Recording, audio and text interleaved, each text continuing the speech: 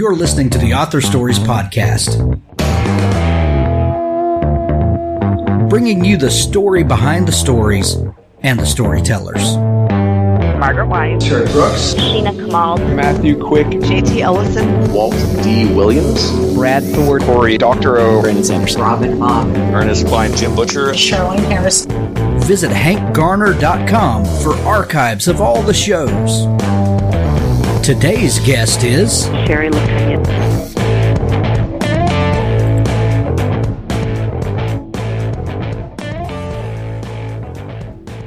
Thanks for tuning in to Author Stories today. We've got a fantastic show lined up for you. Before we get into that, I'd like to tell you about some sponsors today. Crystal Pico Watanabe at Pico's House. The Pico's House website now has a new look. She's got a team of 8 people who help provide services to fiction authors. She has a full slate of services that now include beta reading. She's got 4 beta readers now. So if you're looking for beta reading services, she can definitely take on your project. Manuscript critique, developmental editing, line editing, copy editing, and proofreading. Authors can also inquire about putting their books in her Book Lovers Box, which is a monthly digital subscription box with a different theme each month. It's free to authors for a limited time. Be sure to check out Crystal and her whole team at Pico's House. That's PIKKOSHOUSE.com. Thanks, Crystal, for sponsoring the show.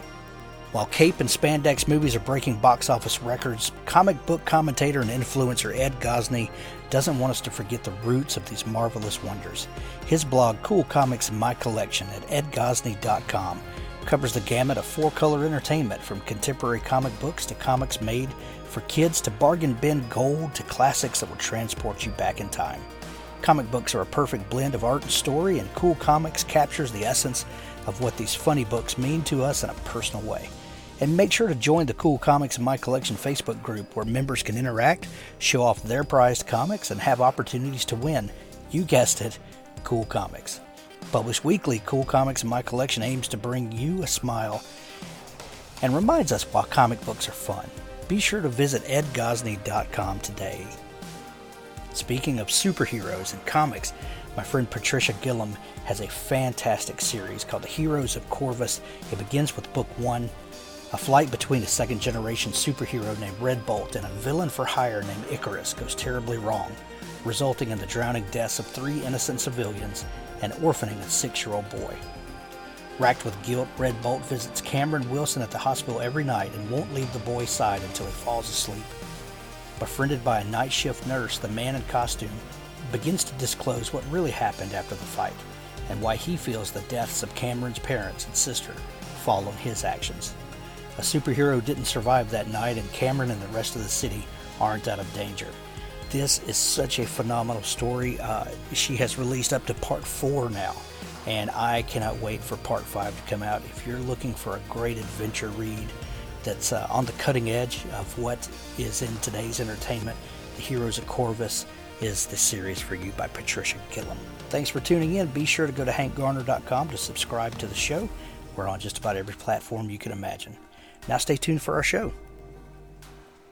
Well, thanks for joining me again for the Author Stories Podcast, where I bring you the story behind the stories and the storytellers. Today, I am super excited to have Shari Lapena on the show with me today. She has a fantastic new book called Someone We Know, and if you were one of the bajillion people that read The Couple Next Door, then you will be super excited for this new book, as I was, and really looking forward to chatting about it today. Welcome to the show, Shari.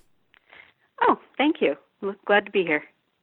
Shari, we begin each show with the same question, and that question is, what is your first memory of wanting to be a writer or storyteller? My first memory, I don't remember my first memory, but I do remember when I was 9 years old thinking that that's what I wanted to be. I wanted to be a writer, and I specifically wanted to write books like the Nancy Drew books. I remember thinking that. That's what I wanted to do.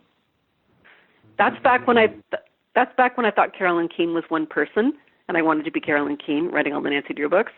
But actually, there's a bunch of people writing under the name Carolyn Keene. Right.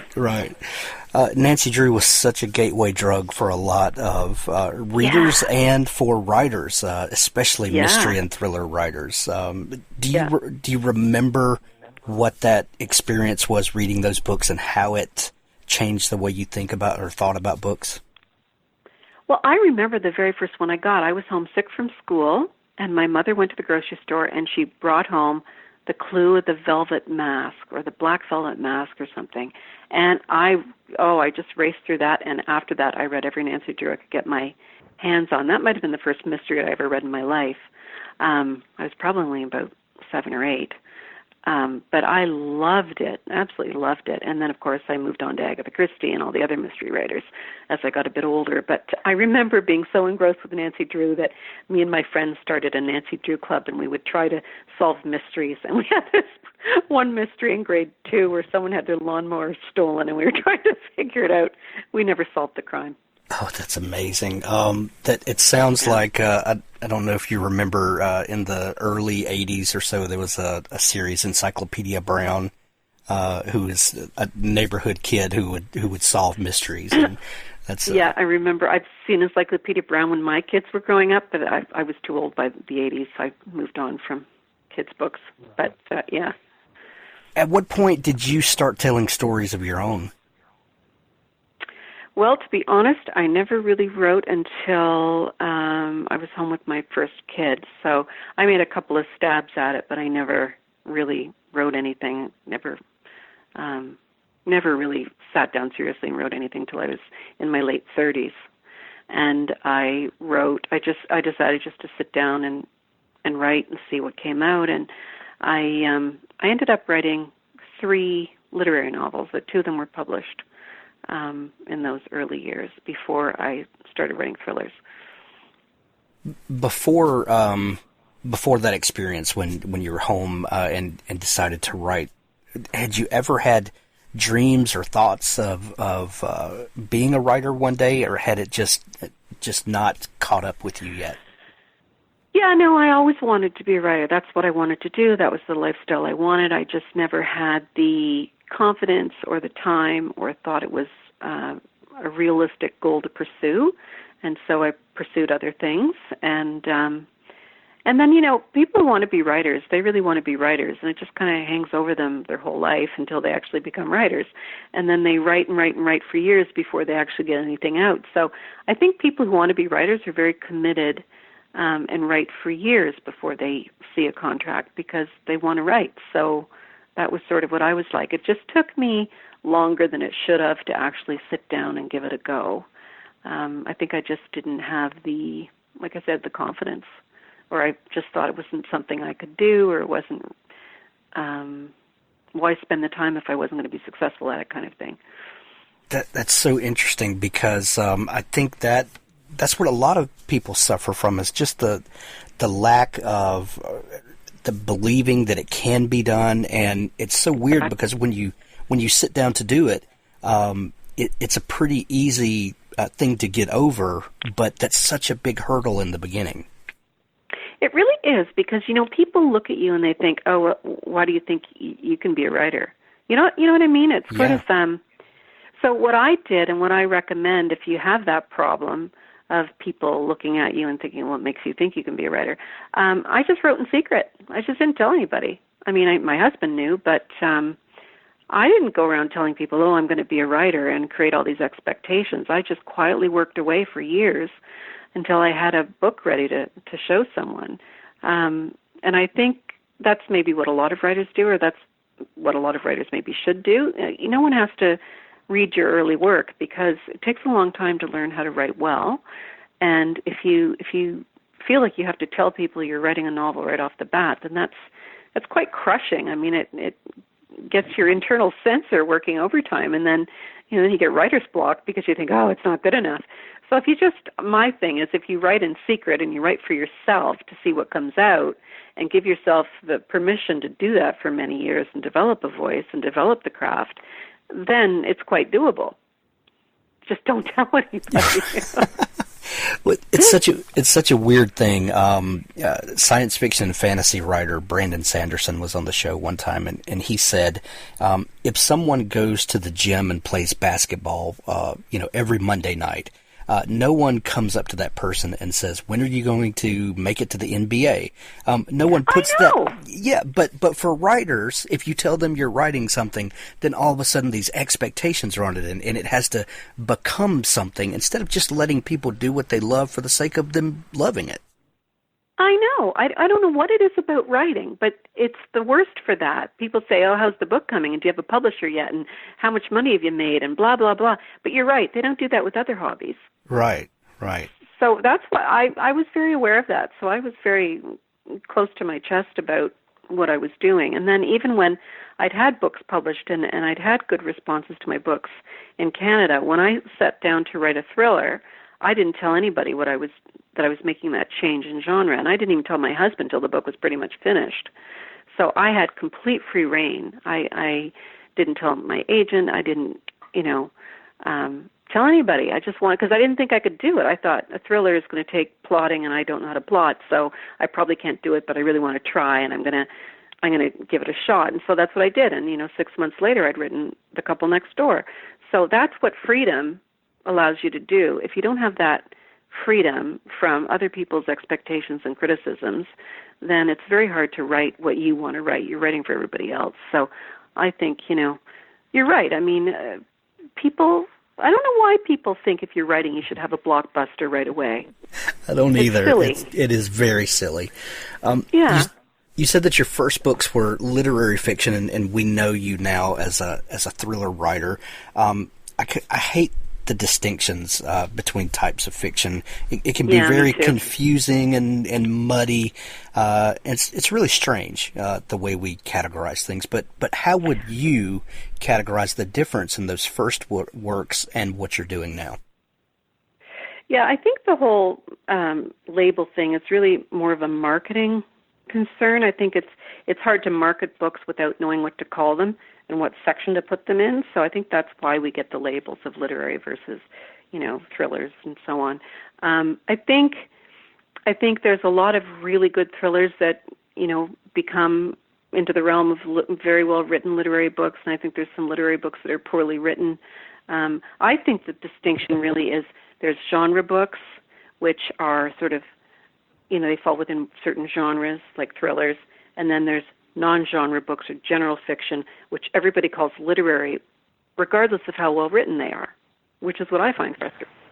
Don't you find that? I mean, you say it's literary. If it doesn't fall within one of the genres, then you say it's literary or general fiction. But there's a lot of literary or general fiction that's very poorly written compared to some really excellent genre fiction. So, and some of them completely blend borders. Like I always like to mention, we need to talk about Kevin, which is considered a literary book, but it's also an incredible crime thriller. It sort of covers both, So I think there's a lot of really good, really well-written crime fiction out there, but it falls within the crime genre. And then there's some really poorly written general literary fiction. So my literary fiction was funny. So I wrote literary comedies, which is a very different voice from suspense. And the only thing I was thinking about this, because Linwood Barclay, who's a fellow Canadian, also wrote comedy before he started writing thrillers. And, all I can think of is I think if you can write comedy, then your sense of timing is really good. And I think with writing suspense, you have to have an innate sense of good timing. And I think that's what is common to them. Good comedy, you've got a really good ear for timing. Same with suspense. And with suspense and that general feeling of doom and impending danger is a very close cousin to comedy in a lot of ways, because what do we do a lot of times when we feel insecure? We crack jokes about it. We go to dark humor. I think there's a lot related in those two things. I think, and even my comedies were, sort of dark, dark comedies for sure. And I love Russian literature, Russian fiction, because it's got that sort of, it's so dark and it's so funny at the same time. And that's human nature. It's human nature at its extreme. Like when you're feeling extreme emotion, you're, very dark, very suspenseful. Also, as you say, you laugh at it to spare it to make it manageable. So I like to write stuff that pushes the envelope in how you feel, like it's very emotional fiction, as opposed to dull, or as opposed to non-emotional fiction. So it's psychological suspense. But before you started writing, as most of us do, that either want to be writers or don't yet know that we are going to pursue that, we live some life along the way and have a career and family and all that sort of stuff. What career path did you choose before writing? Well, when I was first out of university, I went to law school, and I became a lawyer, and I lasted for about 2 years, and then I just had enough. And I thought, I don't want to do this anymore. I mean, I'm not suited to law. I found it was either very stressful or very boring, or sometimes both at once, which, you think that isn't possible, but it is possible to be both stressed and bored at the same time, which is it's not a good place to be. Yeah. So I decided to switch careers and become an English teacher. So I went back to school and went to teacher's college. And then I did that for a bit. And then when I had my first child, I stayed home and I started writing then. That's when I really, I thought, I've got the opportunity now. I'm going to take advantage of it. Nobody has to know. I'll just work away and see what happens. And, it all worked out in the end. So far, so good, huh? So far, so good. But I'm 20 years in now. I started writing, when my first kid was born, and he's 20 now. So I've been writing consistently, in a very disciplined way for 20 years. So, it's not overnight. Yeah, I think you're over the hump by now. I think you're going to make it. Yeah. I'm just the point I'm making for writers is it's not fast for anybody. I don't personally know anyone who wrote one book like out of the blue and hadn't done years of practice writing or stuff that's in a drawer or, it's the rare person who can bang one off and say, oh, I've never written a line, and then they write it. I mean, maybe it happens. It certainly didn't happen for me. I had to learn how to do it, and I think most people are like that. Well, it's super rare. Out of the 700 or so shows that we've done, that is, one maybe. It has been a guest who's, and I'm trying to pull out. But yeah, it's just not. That's not the reality. Most people are overnight successes, 10 years in the making at least. Yeah. They look like they're an overnight success, but exactly. No one sees the decades of work that go into it. Yeah, and that's why people go up to you at the gym and say, "Well, why isn't your book out yet?" They don't know that the learning curve is so long, and they don't understand how hard it is to get published these days, too. Well, I love to explore the cross sections of artistic expressions, but not only that, but life experience. Do you feel like your time as an attorney, or maybe in law school, and your time as a teacher, have affected your writing? Maybe tools or things that you picked up along the way that help? Do you feel like that experience you had before is a benefit to you in what you're doing now? Not specifically, no. I would say, if I'd been a criminal lawyer, then yeah, it might have been helpful to have material and to understand how the system works, but I never did any criminal law. And being a teacher, I read, literary books that you teach in school, but I would have read those anyway, kind of thing. No, I think what's important is life experience in general, and just having a lot. I think what happened to me was when I was young and wanted to be a writer, I really didn't have anything to say, or I didn't feel that I had anything to say, or enough life experience, or anything to talk about. I couldn't come up with any ideas.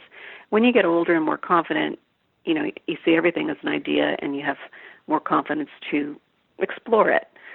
So I think as long as you're living a life and you're opening your mind to everything you see around you, then that's all fodder for your writing life. And of course, if you're a pirate or a police homicide detective, that's all great, but most of us aren't. But I do think that, I feel kind of, there's a lot of people going through these creative writing programs for their undergrad and university now, and I'm not a fan of those. I don't want to, I don't want to say anything bad about them, but I worry that, coming out with a creative writing degree, I worry that they come out all sounding the same. So I think life experience and, sometimes you can workshop something to death and get 15 opinions on it, and what you end up with is no voice of your own. So I think what's more important is writing your own voice and maybe having one or two people you trust to look at it rather than 12 people all with different points of view on it, and then everything comes out sounding the same, Writing by committee is a horrible thing. I think so. I think it is, and I worry that some of these creative writing programs, that's what they do. They workshop things to death, and everything comes out sounding like sort of the same voice. But, I shouldn't say that because lots of people do those programs. I certainly didn't do those programs. Oh, I guess what I'm saying is I don't think that is in any way necessary. Lots of really great writers never went to school to be a writer. It's something that you work on your own and through life experience. And, anyone who's out there who wants to be a writer and thinks, I can't afford to go to university to get a creative writing degree, don't worry. You're better off working 2 jobs in New York City and writing every night, I think, if you want to develop a voice of your own. And watching and listening to people all along the way. Absolutely. Ears open, eyes open. And being really like genuinely interested in other people and what makes them tick and so on. Your first thriller novel was The Couple Next Door, right? Yes. Yeah. Did you have any idea when you were writing that book that it was going to be such a breakout success? And what was the initial inspiration for that book? Well, I had no idea it was going to be an initial success because I think I told you I wrote that one in secret because I wasn't sure I could pull it off at all, not being a plodding ahead kind of person. So I wrote that one for fun and as an experiment. And when it was done, I thought, this kind of hangs together, kind of works. And I liked it, but I didn't think it was going to be a breakout success.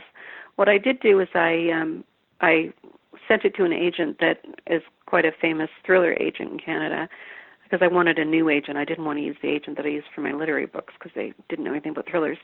And, she loved it, and within weeks it was preempted in New York, and it was sold all over the place, and it was huge. And from there it just went up and up and up, and it's still selling strongly after 3 years. So that book, no, I had no idea that one would be a breakout book. I had no idea it would even be published. I was worried that I wouldn't be able to get an agent for it. But, writers, we never think things are going to go well.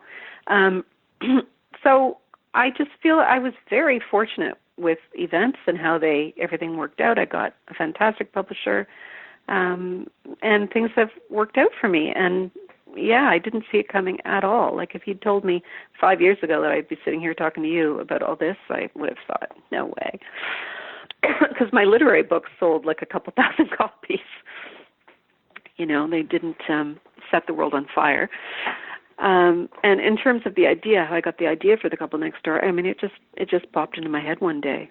That's all. I live in one of these semi-detached houses we have in Toronto where you can hear people on the other side. And I thought, wouldn't it be interesting if someone went next door with the monitor and left the baby behind and what might happen? And then, boom, I thought, ooh, that's a great idea. Because I wanted to call on all that, like, dread of the parental guilt, right? So, and I think that's what really drove that book was the feeling of parental angst that everyone's suffering. And then with this new book, Someone We Know, I'm sort of getting it at the other end with the late teenage years, getting at the parental angst about what's the right way to handle this when a kid goes off the rails. So it's different, the different ends of parenting, the newborn, vigilance of the newborn versus how much vigilance do you give the older teenager. And, parents are always worried. End of story. Well, that's and that's the great thing about your books is it does play off of this this angst that we all are carrying around. Are we doing the right thing? Each day's decisions. Yeah. How are these going to play out? For 50 years down the road, and am I ruining this kid? And I know all none the of us the are sure of anything anymore. Right, right. And I think back like our grandparents must have been so much more sure of that they were doing everything right. Either that, or I don't know anybody who thinks they're doing it right. Or they hid their neurosis really well. I think so. Yeah. Why do you think I would think most of your readers are perfectly well-adjusted people that are doing the very best job they can with their families and their communities. Why do you think we love stories of kind of the worst-case scenario happening? I don't know. I've thought about this a lot because I get asked this a lot, and certainly these kinds of books are having a moment. I was thinking, maybe it's that someone asked me the other day, said, is it that we're all trying to live the suburban dream? And I said, I don't think the suburban dream, I think, is gone, that idea of the white picket fence and everybody having their happy little family in there. It's sort of with the rise of feminism, we lost that suburban dream. But what we have now is this sort of hyper-pressured, competitive world where everyone's trying to look like they've got it all. And I blame social media for that, where everyone's trying to look like they're doing everything, they're doing it all really well, and everybody loves them, and they look great doing it, and, everything's perfect. So it's hyper-pressured and hyper-competitive, and I think maybe people like to read a book where they look behind the scenes and they think, oh, they might look like they've got it all together, but they're struggling as much as I am, I don't know. It's kind of like horror that kind of allows us to see the worst case scenario, but from the comfort of our reading chair, maybe. Yeah, that's true. We like to experience it, but not really experience it. Right. The new book, Someone We Know, like you said, this takes a little different turn in that we're seeing the other end of parenting. Tell me about Raleigh and where this character comes from. Well, he comes from an idea from something I read on the internet, which is I read a story about a teenage boy who his parents cut off his internet at home, and so in the middle of the night he broke into his neighbors to borrow their Wi-Fi so that he could stay on his computer, which I thought was, I giggled too. I thought, oh, isn't that just so typical of a teenager? And then I started thinking, because they don't look too far ahead. They just look at, how can I get Wi-Fi? I'll go next door. And then I thought about, oh, well, what if the kid was pretty good with computers and he also kind of just looked inside the computer and saw something he shouldn't have seen? And then I thought, how would the mother react if she found out? And I knew that if it happened to me, I would be absolutely mortified, and I would want to march the kid over and apologize. But then, of course, if you do that, he's open to criminal charges. So then I got the idea of, oh, well, she could write anonymous apology letters to sort of assuage her guilt and apologize without risking Which is the kid. Best. I love that part of the story. Further complicated because the husband thinks it's a terrible idea, so of course she can't tell him that she's going to do it, so she does it in secret, and then it all blows up in her face, and then she has to tell him, and yeah, things just get more and more tangled and messed up from there. So that's the way I like it. I like things to get really tangled and messed up. Well, it really plays against that dark humor thing that is a running thread through your stories. This kind of confluence of crazy things happening. And excuse me, I don't know what that noise was. It's a tractor. Sounds like a tractor. Just out of nowhere. But yeah, that as you have famously said before, that you don't always know how the story's going to end. And so when you've created this cast of characters and you've put them in a series of events, are you just along for the ride to see where they go? Like, how do you start chasing down these plot threads?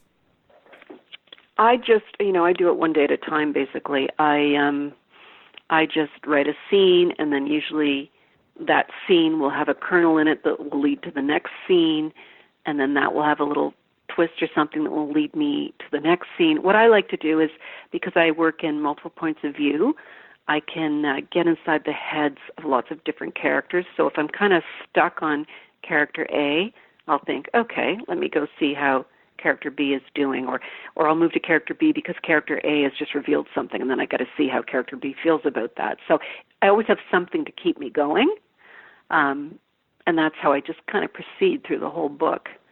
And I find if I just do it incrementally like that, if I just write every day, then I get a natural momentum going. I find if I take a couple weeks off, like I have recently, to travel and promote.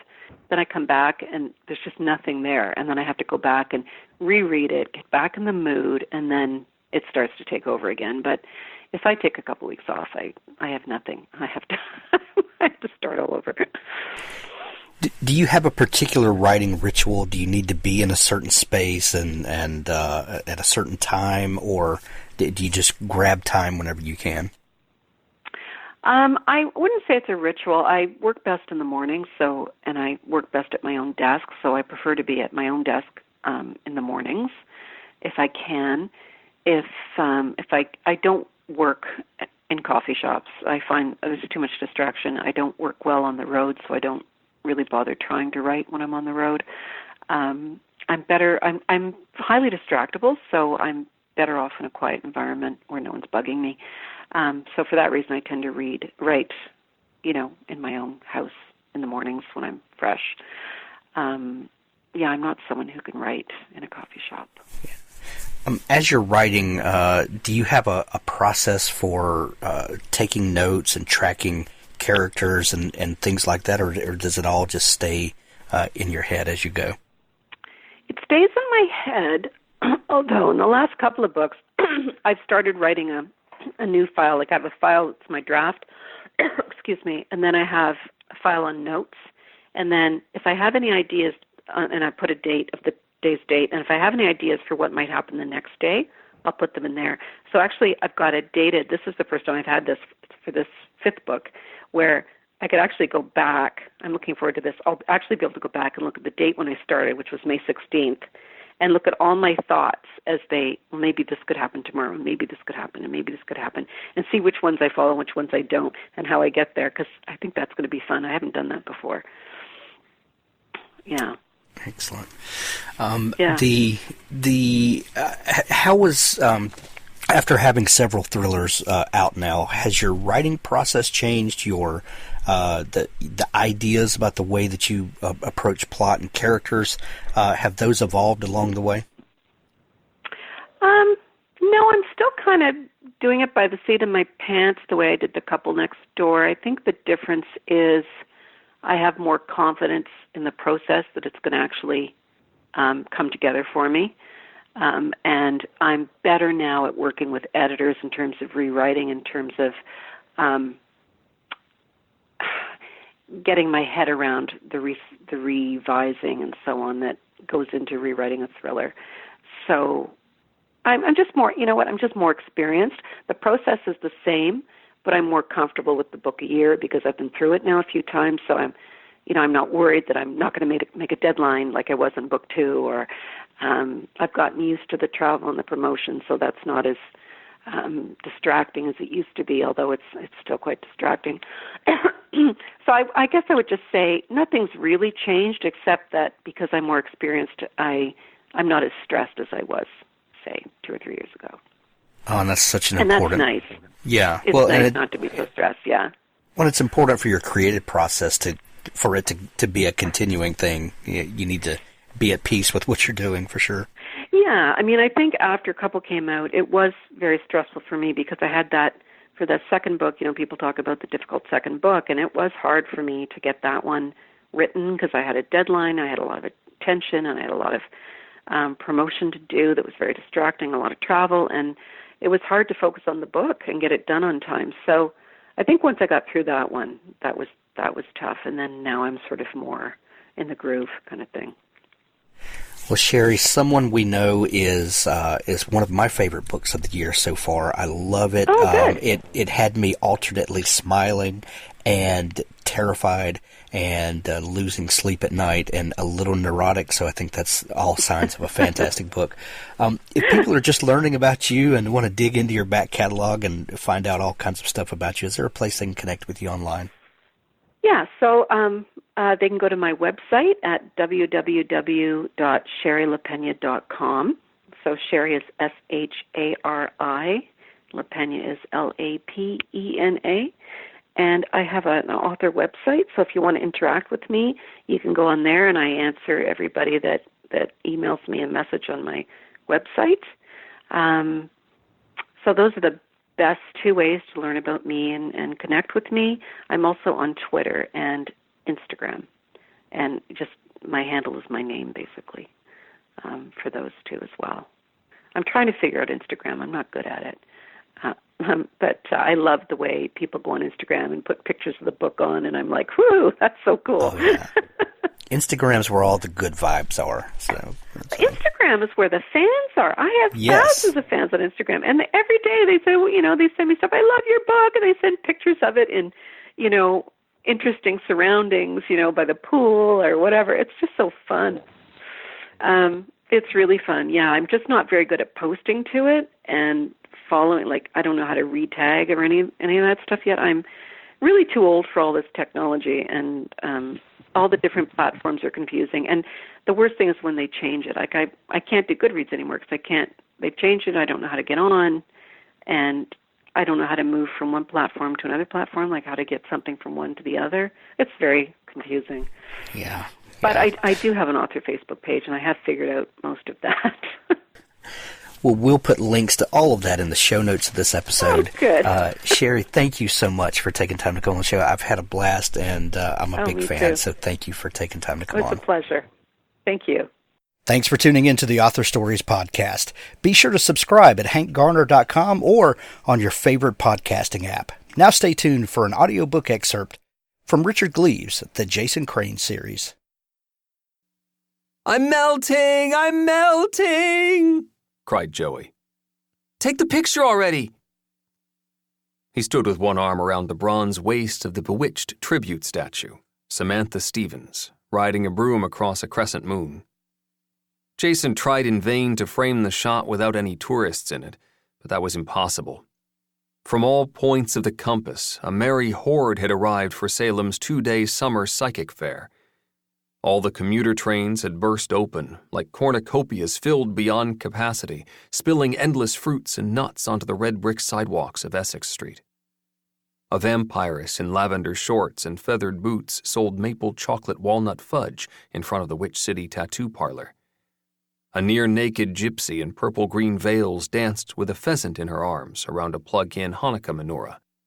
A fat man in a fetching blue jeans dress sold amethyst and citrine charm bracelets in front of Medusa Cafe, but his stand got knocked over by a one-armed crone driving a mobility scooter who sang "Choo-choo" as she passed, her stump on the wheel, her lipstick ghastly, her gnarled right hand raised in trailing plumes of noxious cigarette smoke. Chewbacca leapt out of her way and slapped sparks from his fur. He gave a disgruntled growl before going back to playing Summer Lovin' on his ukulele. The old one-armed dervish drove off, choo-choo, parting a crowd of wanderers, slack-jawed tourists with camera straps tight across their bellies, yellow-vested police on segways, elderly rollerbladers, face-painted infants and harried parents, and college girls. So many hot, hysterical college girls that you'd think somebody had napalmed a sorority house. Jason, are you deaf? Sorry. Jason raised the phone and took the shot. Joey inspected the photo and nodded in approval. Your turn. No, thanks. Do it, Shaggy. Don't make me hex you. Jason gave in and traded places. He put an arm around Samantha's metal back. Her bronze body had flushed in the afternoon sun, warm through his glove, but her eyes were weary. No, downright creepy. And her smile was forced, like a Disneyland princess who'd had her toe stomped. Say chowder, cried Joey, who'd been practicing his New England accent all morning. Come on, man. Say chowder. Fine, chowder. Joey got the shot, and Jason surrendered Samantha to a chubby kid wearing a Gandalf beard who climbed up to worship her bronze bosom.